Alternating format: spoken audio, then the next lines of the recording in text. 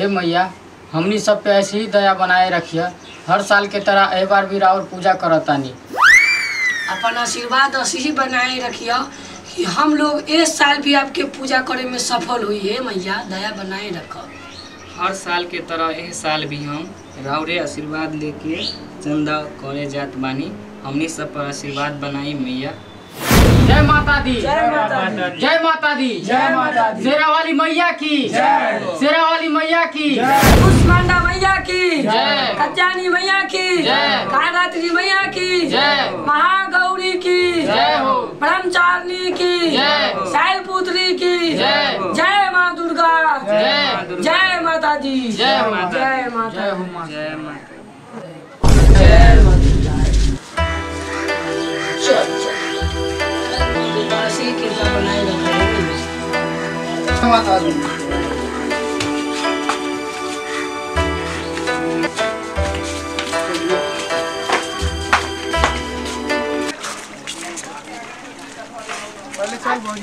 हाँ ये भौजी से ले भौजी। भौजी कहाँ बाड़ू हो? ये सब बारह हो। जय माता दी भौजी। जय माता दी बहू। तब ये भौजी कैसन चलता धंधा? बड़ी बढ़िया। निकाली माता रानी जी के चंदा। सब बतावा कितना कटले वाला चंदा? ज्यादा न जितना देले रहलू अगला साल ओहे में कुछ बढ़ा के दे दी है। महंगाई के जमाना बा। बढ़ गइल बा। अच्छा ठीक बा, रउआ लोग जाही, भैया के हाथे मंदिर पे भेजा दे। अच्छा ठीक बा भौजी, तनी जल्दी भेजवा दिया। जय माता, जय माता दी भौजी।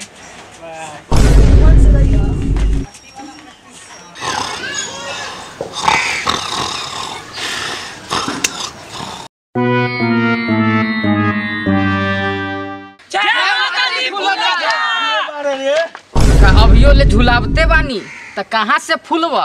तो अपन मैया के हाथ के खिलेबे तबे न फूलम। का वो फूलो चाहे इतना केला खिसियाल बारे हो? खिसियाई न त का काहेला आइल बारे रे? चंदा मांगे आइल बानी। कारे सरबू के बेटा, हमार पोती चंदा के मांगे आइल बारे तू? न हो फूलो चा, माता रानी के चंदा मांगे आयल बानी। अच्छा ऊ चंदा मांगे आइल बारे, रुक देत बानी।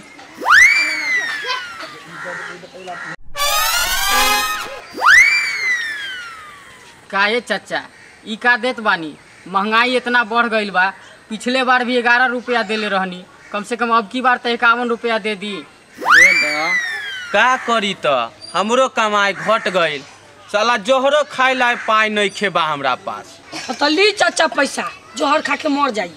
रे सरऊ, एकरा जे देवे जहर खाइला पैसा तो ऑर्केस्ट्रा कहाँ से करेबे? का ऑर्केस्ट्रो बा? हाँ चाचा, ई जोहर के पाई पहले हटा। कितना चंदा काट ले बारे? ज्यादा न 51 को काट ले बानी।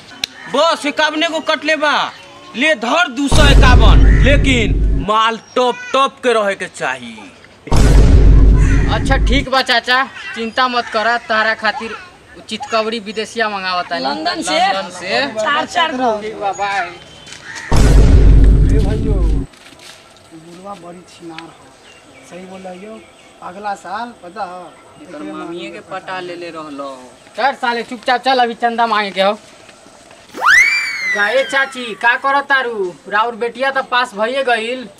हाँ बहू, सब तो माते रानी के दया बा। उन्हीं के कृपा से बेटी हमर पास भइले। हाँ तो दे दी माता रानी के चंदा। हाँ बहू देत बानी। कितना काट ले बारा? ज्यादा न चाची, 501 रुपया काट ले बानी।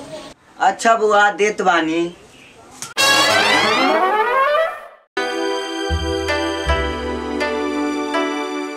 ली बहू। अच्छा चाची के का नाम लिख दी? चच्चे के लिख दो। खुद ने महतो ना बा? हाँ अच्छा ठीक बा। चली ठीक चलो बा चाची। चाची, जय माता दी। जय माता दी।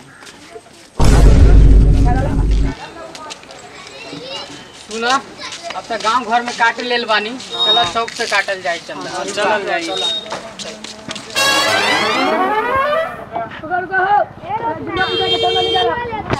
निकाला, का नाम भइल बा? राजा।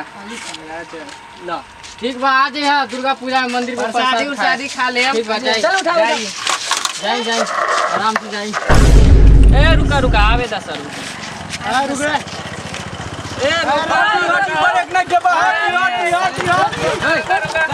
का भाई चंदा दी पूजावा कै रुपया दे दी 251 251 अभी तो नहीं खेबा हमरे लो कब देबा आए उधर से ता लेवा से ना होई उधर से दे दा उधरे ना आए हम उधर इधर घर बा तो उधरे ना जाए कहानी काम बा काम करके आए तने तले जितने बार जेबी में उतने दे के सलट लो जेबी में तो नहीं खेबा हमरा तो मोबाइल में बा हम जात बानी निकाले कोई बात ना, ठीक बा हमारा नंबर फोन पे कर दिया जा कर देता नहीं भाई के सब जा रहल बा देखे रहा का नाम भइल बा नाम हमार भ गइल सुधर महतो चल गइल प्रसादियो खाए आ जा ध्यान से ठीक बा जय माता दी जय माता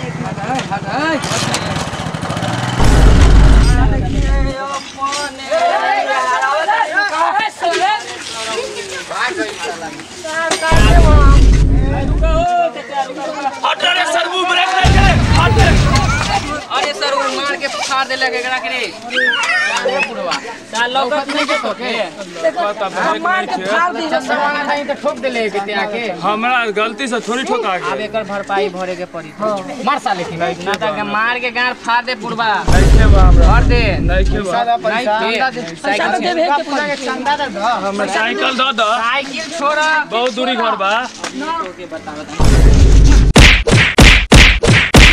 पैसा लेके जाए दे भाग भाग साला जात पानी अपना घर वाली को कहे जो साला जो